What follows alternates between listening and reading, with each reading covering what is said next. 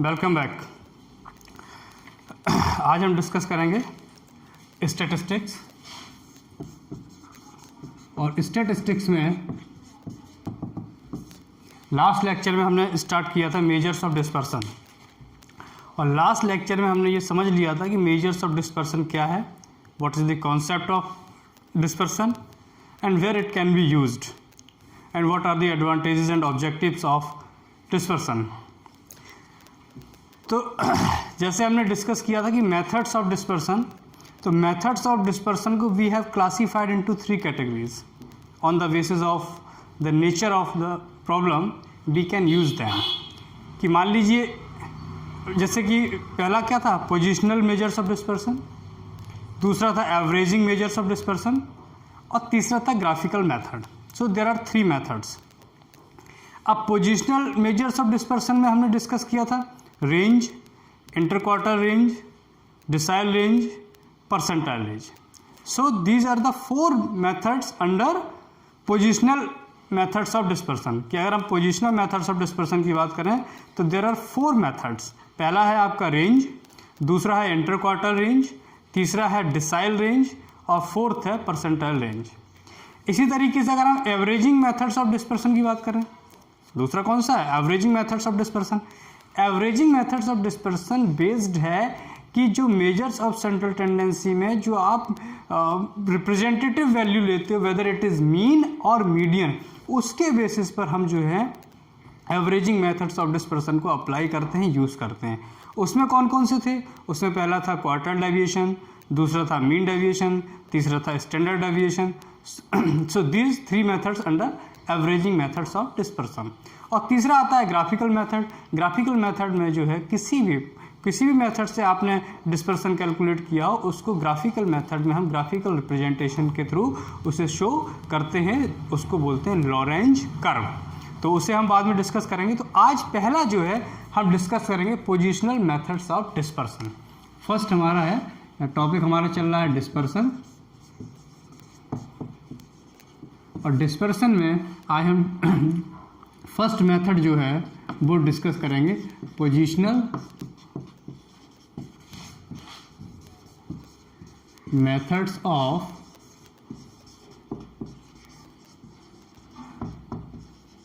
Dispersion. अब positional methods of dispersion में भी जो पहला मेथड है वो है रेंज। कौन सा मेथड है, रेंज।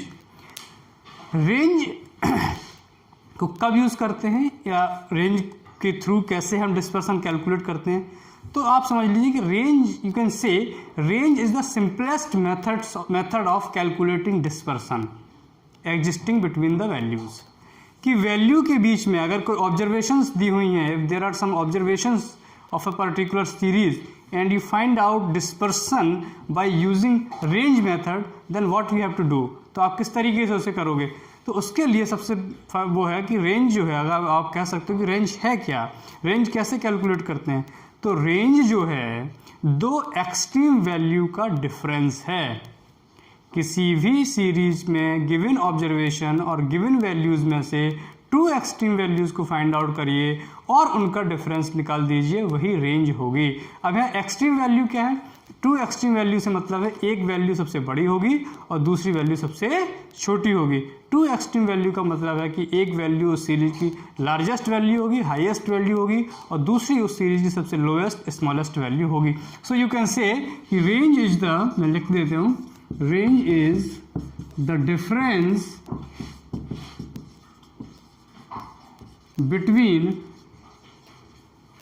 between 2 extreme values और ऑब्जर्वेशन भी कह सकते हो, observations in a given series. Thus you can say it is the difference between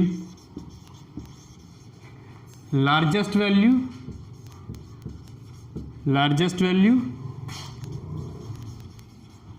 and smallest value of the series. ठीक, तो क्या लिखा हमने? Range is the difference between two extreme values और observation in a given series, कि किसी भी series की जो वैल्यू दी हुई हैं, ऑब्जर्वेशंस दी हुई हैं, उन ऑब्जर्वेशंस में जो दो एक्सट्रीम ऑब्जर्वेशंस हैं, दो एक्सट्रीम वैल्यूज हैं, उनके बीच का जो डिफरेंस है दैट इज कॉल्ड रेंज, उसको हम रेंज कहते हैं। या आप ऐसे भी कह सकते हो कि it is the difference between largest value and smallest value of a series, कि किसी भी सीरीज में जो वैल्यूज दी हुई हैं, ऑब्जर्वेशंस दी हुई हैं, उसमें आपको एक सबसे बड़ी वैल्यू फाइंड आउट करनी है, दूसरी आपको सबसे छोटी वैल्यू आइडेंटिफाई करनी है, उन दोनों का डिफरेंस कर दोगे तो जो वैल्यू आएगी वो उस सीरीज की रेंज होगी। ठीक, तो रेंज का फॉर्मूला आप लिख सकते हो, range equals to X max minus X minimum, और आप कह सकते हो range equal to L minus S, where L stands for largest value and S stands for smallest value. ठीक, तो जब हमने रेंज, ये तो रेंज हो गया। रेंज क्या होता है? रेंज जो है, जिस सिर्फ हमने रेंज निकाली है, तो रेंज होता है एब्सोल्यूट मेजर ऑफ डिस्पर्सन। ये क्या है? दिस इज, अगर इस तरीके से कहा जाए कि एब्सोल्यूट मेजर ऑफ डिस्पर्सन और रिलेटिव मेजर ऑफ डिस्पर्सन, तो रेंज जो है वो है एब्सोल्यूट मेजर ऑफ डिस्पर्सन। बताया था ना मैंने, types of dispersion, absolute measures of dispersion और रिलेटिव मेजर ऑफ डिस्पर्सन। तो रेंज जो है वो आपका है एब्सोल्यूट मेजर ऑफ डिस्पर्सन। अब इसी का अगर आपको रिलेटिव मेजर ऑफ डिस्पर्सन निकालना है, आपसे कहा जाए कि find out the range and coefficient of range, तो जो कोफिशिएंट ऑफ रेंज होगा वो रेंज का रिलेटिव मेजर ऑफ डिस्पर्सन होगा। तो रेंज का रिलेटिव मेजर ऑफ डिस्पर्सन निकालने के लिए आपको इसका कोफिशिएंट निकालना होगा। तो उसका फॉर्मूला क्या है? आप लिखो coefficient of range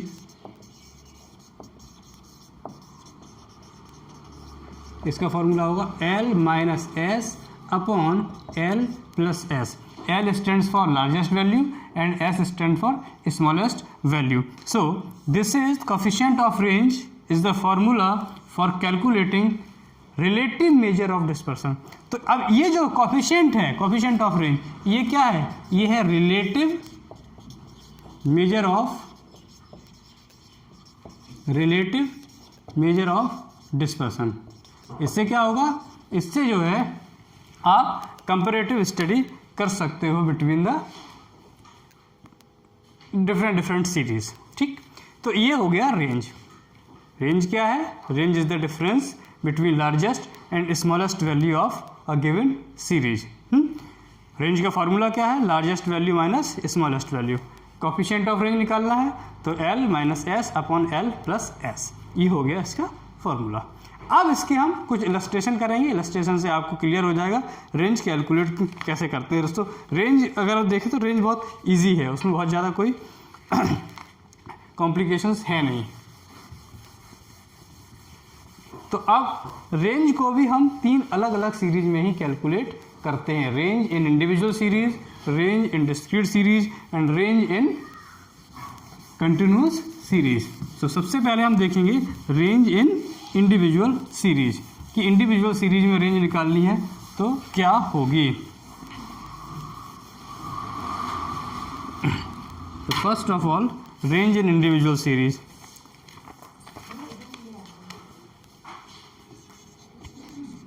range in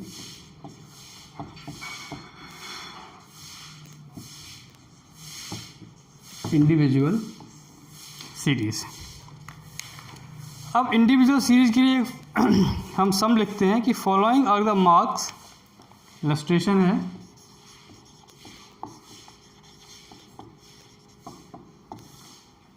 following are the marks obtained by 10 students obtained by 10 students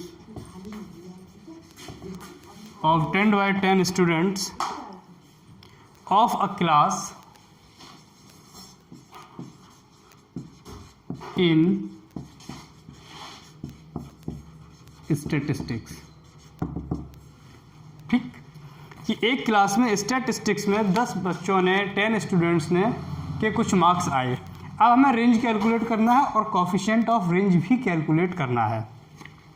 तो अब देखिए मार्क्स कैसे दिए हुए हैं, एक तो रोल नंबर दिया हुआ है और यहाँ मार्क्स दिए हुए हैं। ठीक, रोल नंबर 1 से लेकर 10 तक दिया हुआ है, 1 2 3 4 5 6 7 8 9 10। मार्क्स दिए हुए हैं 46 32 17 41 4 20 6 9 30 and 35। These are the marks। तो जो मार्क्स हैं वही वैल्यूज़ हैं। ये तो रोल नंबर है, रोल नंबर तो वैल्यू क्या है, मार्क्स के टर्म में वैल्यू गिवन है। तो 10 स्टूडेंट के ये मार्क्स हैं स्टैटिस्टिक्स में। Now you have to calculate range and coefficient of range. तो रेंज का फॉर्मूला क्या है, अगर हम देखें तो range equal to L minus S, means इस largest value minus smallest value. अब इनको जब हम रेंज की बात करते हैं तो रेंज में इंडिविजुअल सीरीज अगर दी हुई है तो इंडिविजुअल सीरीज को जो है असेंडिंग या डिसेंडिंग ऑर्डर में अरेंज करने की रिक्वायरमेंट नहीं होती है। There is no need to arrange the observation in ascending और descending order when you are calculating range in individual series. कि अगर आप इंडिविजुअल सीरीज में रेंज कैलकुलेट, जैसे मीडियन में करते थे कि मीडियन में क्या होता है, अगर मीडियन में अगर इंडिविजुअल सीरीज दी हुई है तो सबसे पहले उसको आप असेंडिंग ऑर्डर में अरेंज करोगे और समटाइम्स डिसेंडिंग ऑर्डर में। बेसिकली हम असेंडिंग ऑर्डर में ही अरेंज करते हैं और असेंडिंग ऑर्डर में अरेंज करने के बाद फिर आप जो है मीडियन कैलकुलेट करते हो। लेकिन इसमें ऐसा नहीं है।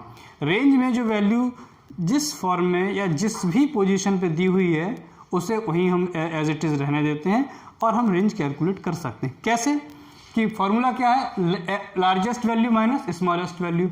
अब इसमें देखो, इसमें मैक्सिमम मार्क्स कितने हैं, 46। अगर हम मैक्सिमम मार्क्स देखें तो मैक्सिमम मार्क्स इज 46। तो 46 तो हो गई L यानी लार्जेस्ट वैल्यू, और सबसे कम मार्क्स कितने हैं, 4। तो 4 हो गया स्मॉलेस्ट वैल्यू। ठीक, 46 हो गई largest value because this is the highest marks, and 4 होगी smallest value because this is the smallest and lowest marks obtained by roll number 5। अब इसको हम इस फॉर्मूले में पुट कर देते हैं कि क्या आ जाएगा। तो L की जगह लिख सकते हो आप 46 और S की जगह लिख सकते हो 4।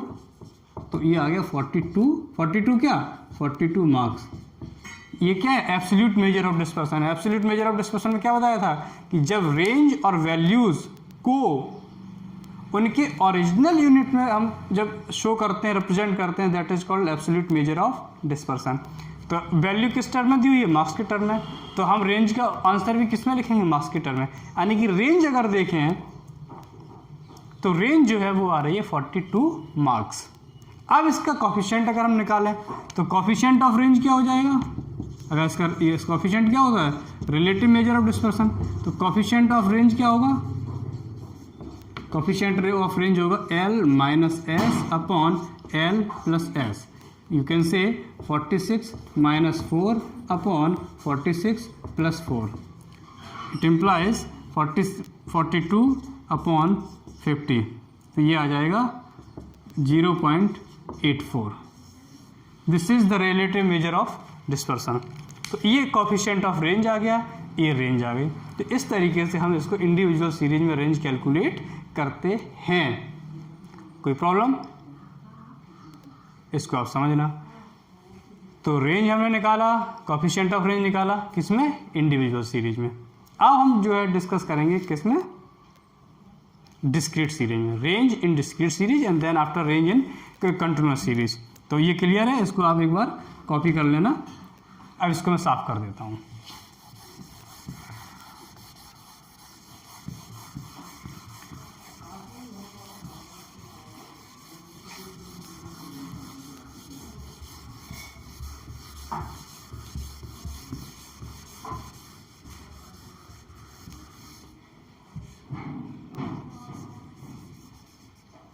अब हम बात करेंगे रेंज इन डिस्क्रीट सीरीज।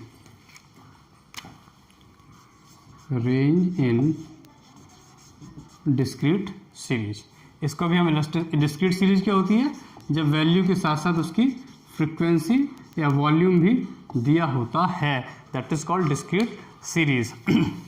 इसका एक हम इलस्ट्रेशन करेंगे और फिर जो है आप समझ जाओगे। क्या है, find out the absolute and relative measure of range in the following distribution. Illustration है, find out the absolute and relative measure of range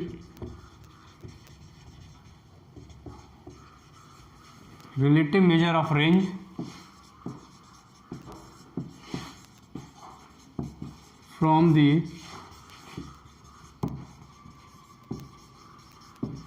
following data। वही एब्सोल्यूट मेजर, एब्सोल्यूट का मतलब है रेंज निकालनी है और रिलेटिव का मतलब है उसका कोफिशिएंट भी निकालना है। ठीक, पहले तो ये बात समझ लो कि एब्सोल्यूट का मतलब है सिर्फ रेंज निकालनी है और रिलेटिव का मतलब है कोफिशिएंट ऑफ रेंज भी निकालना है।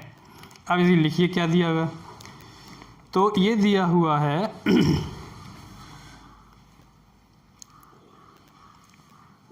x और फ्रीक्वेंसी, यानी वैल्यूज़ क्या है x और फ्रीक्वेंसी भी उसकी दी हुई है। तो देखिए अब आप x दिया हुआ 4, 5, 7, 10, 12 एंड 14। फ्रीक्वेंसी दी हुई है 10, 13, 12, 17 एंड 17, 13 एंड 12, ये दिया हुआ है। अब एक बात समझ लीजिए कि रेंज में फ्रीक्वेंसी का कोई रोल नहीं होता है। There is no role of frequency while calculating range. If given it's okay, अगर नहीं भी दी हुई है तो भी कोई प्रॉब्लम नहीं है। अब इसमें जैसे ये वैल्यूज़ दी हुई है x और उसकी फ्रीक्वेंसी दी हुई है, तो फ्रीक्वेंसी, अब आपको रेंज इसमें निकालना है तो फ्रीक्वेंसी का कोई रोल नहीं, हम फ्रीक्वेंसी को देखेंगे ही नहीं। अब सीधा सीधा हम x को देखेंगे। तो अगर हम रेंज निकालें तो रेंज का फॉर्मूला क्या होता है, L-S। अब इन वैल्यूज़ में लार्जेस्ट वैल्यू क्या है 14 और स्मॉलेस्ट वैल्यू क्या है 4। Largest value is 14, smallest value is 4। ठीक, तो अब इसमें पुट कर दो 14 माइनस 4 इक्वल टू 10। ये तो आ गई रेंज। अब इसका कोफिशिएंट निकालना हो, कोफिशिएंट ऑफ रेंज,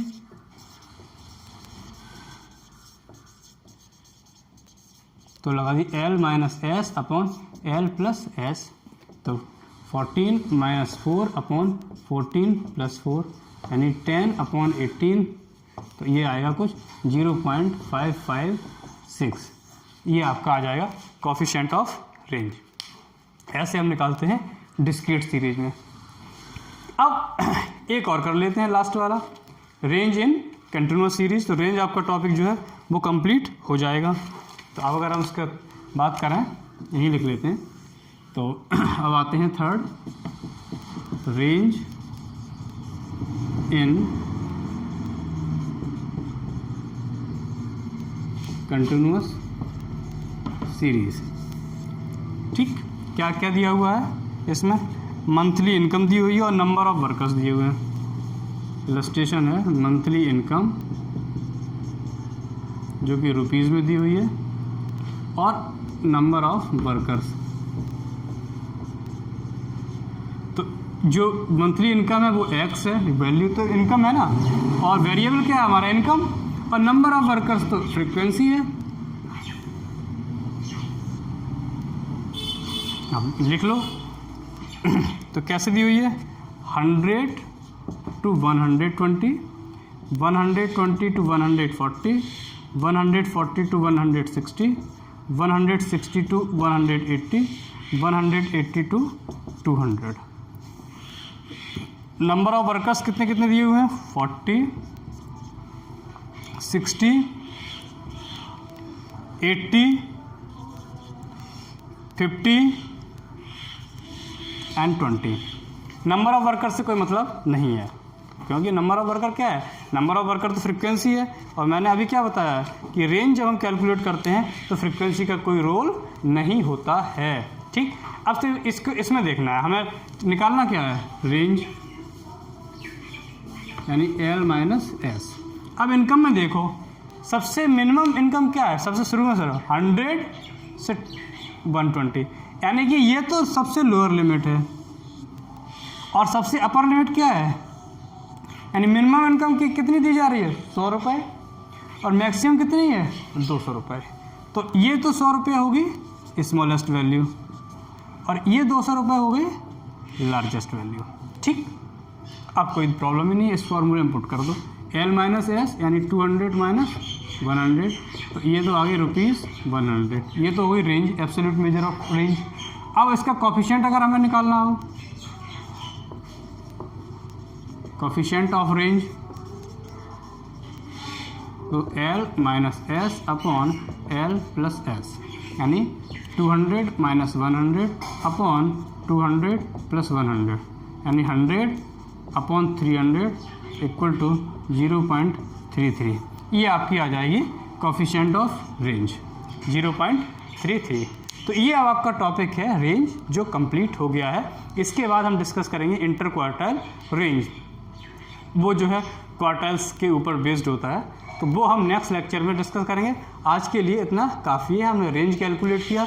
रेंज क्या होता है, range is the difference between two extreme value, it means कि range is the difference between largest and smallest value of a given series. फिर देन आफ्टर देयर इज, और दूसरी चीज़ important ये कि रेंज कैलकुलेट करते टाइम फ्रिक्वेंसी का कोई रोल नहीं होता है, there is no space, there is no role for frequency while calculating range in any of the series, चाहे मुझे कंटिन्यूअस सीरीज में कैलकुलेट कर रहे हो, चाहे डिस्क्रीट सीरीज में कैलकुलेट कर रहे हो, और इंडिविजुअल सीरीज में तो फ्रिक्वेंसी वैसे भी गिवन नहीं होती है।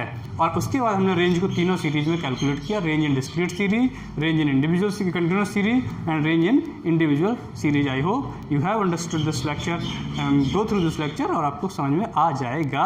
अब नेक्स्ट लेक्चर में हम इंटर क्वार्टर रेंज को डिस्कस करेंगे। Thank you very much.